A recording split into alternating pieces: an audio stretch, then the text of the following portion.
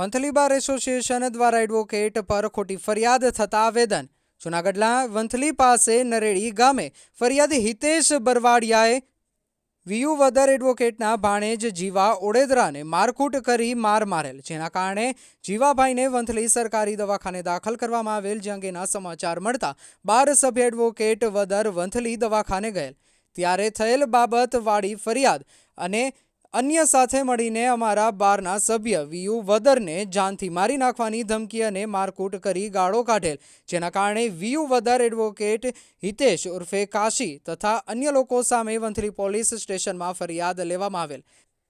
ત્યારબાદ ફરિયાદની ખબર હિતેશ ઉર્ફે કાશી વિઠ્ઠલ બરવાડિયાને ખબર પડતા અન્ય લોકો સાથે મળીને અને પ્લાન કરીને કોઈ બનાવ બનેલ ન હોવા છતાં દબાણ લાવવાના માત્ર બદઇરાદાથી અગાઉ થયેલ ભાણેજની ફરિયાદ બનાવ સ્વરૂપે ફક્ત હેરાન કરવાના ઈરાદે ખોટી ફરિયાદ ઊભી કરવામાં આવેલ છે। મૂળ ફરિયાદી અને અન્ય લોકો સામે જે ફરિયાદો થયેલ તે ફરિયાદો સાચી હોય તેમાં બચાવ કરવાના ઈરાદે વિનોદ વદર એડવોકેટ સામે તદ્દન ખોટી ફરિયાદ ઊભી કરવામાં આવેલ હોય અને ફરિયાદની તટસ્થ તપાસ થાય અને ખોટી ફરિયાદ સામે કાનૂની પગલાં લેવા વંથલી બાર એસોસિએશનના સભ્યોએ તટસ્થ તપાસ કરવા લેખિત રજૂઆત કરી હતી। આજે અમે વંથલી બાર એસોસિએશન જેમાં માજી પ્રમુખ વિનુભાઈ વદરભાઈ રજૂઆત કરી કે એની સામે ખોટી ફરિયાદ ઊભી કરવામાં આવેલી છે અને એમાં જે બનાવ બન્યો હતો અને બનાવમાં એના ભાણેજને પહેલાં મારામારી થઈ હતી એને દાખલ કર્યા અને એ સીધા દવાખાને ગયા અને દવાખાને ગયા પછી